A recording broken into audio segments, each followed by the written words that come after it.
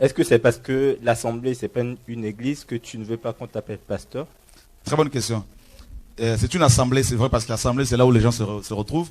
Mais de là à dire c'est une assemblée locale, non, c'est pas, non, vraiment, c'est des réunions, pour moi, où tout le monde peut venir, on partage, et puis, voilà, il n'y a pas de, reconnaître les diacres et tout ça, les anciens, tout ça, non, c'est, et, pour beaucoup de chrétiens, quand quelqu'un prêche, il est pasteur. Et comme ils ont besoin des pasteurs pour les surveiller, pour les contrôler, hein, pour les voler, les manipuler, donc, alors ils te transforment en gourou. Et moi, je ne veux pas de ce rôle-là parce que je suis pas là pour ça. Dieu m'a dit, va et enseigne. Va et parle à mon peuple, crie. Donc je dois faire ce que Dieu me demande. Et je ne veux plus, hier, j'étais dans la fonction pastorale. Mais aujourd'hui, je ne veux plus de ça. Je crie, je m'enferme. Qu'on ne me demande pas plus que ça. C'est pour cela que je ne veux pas être un thérapeute pour les gens. Parce qu'on a besoin de ça. Les hommes ont besoin des thérapeutes. Voyez?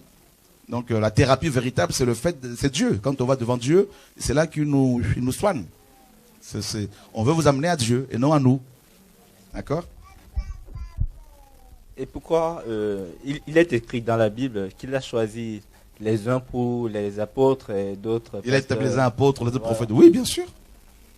Mais tu as bien dit, les uns et les autres. Oui, mais si moi je ne suis pas parmi les uns. Là. Okay. Parce que je peux être dans une autre catégorie. Je prends un exemple. Et pasteur n'est pas un titre, c'est une fonction. D'accord? C'est pas un titre qui va être collé sur le front et partout, voilà, c'est moi le pasteur, le bishop. C'est pas ça. Le mot pasteur signifie simplement berger, celui qui donne la nourriture aux gens. Et tous les chrétiens, de manière, n'est-ce pas, globale, sont appelés à exercer la fonction pastorale, c'est-à-dire paître, s'encourager les uns les autres. D'accord? Parce que le rôle d'un pasteur, c'est quoi? C'est de nourrir les gens avec la parole. Donc si tu me donnes aussi la parole, que tu médites chez toi, tu me la partages, cette parole. Donc tu joues en quelque sorte le rôle d'un pasteur, alors que tu n'es pas forcément dans cette fonction en permanence. Voyez? Donc, la manière dont les pasteurs fonctionnent aujourd'hui, quand on les dénonce, hein, cette manière, on la dénonce, cette manière-là amène les gens à la dépendance vis-à-vis des pasteurs, et ça amène les abus. Voyez, cet esprit de contrôle, de manipulation, aussi bien pasteur que prêtre, hein, ou le pape. Voyez, et c'est grave. Il faut amener les chrétiens à être dépendants d'abord du Seigneur, hein, de la parole de Dieu. Et puis bon, quand il y a des pasteurs, des frères, des apôtres, tout ça, qu'ils comprennent que ce sont des frères. Tout simplement, ils ne sont pas au-dessus. Il y a un seul qui est au-dessus, c'est Dieu. C'est Jésus. C'est ça en fait l'évangile. Voyez?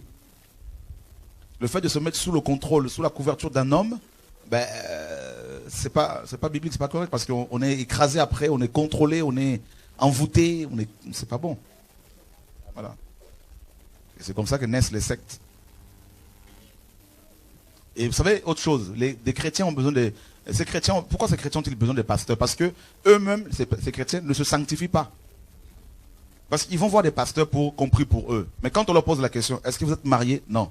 Mais commencez d'abord par mettre s'ils vivent en couple, hein, commencez d'abord par mettre de l'ordre dans vos vies. Ensuite, on verra.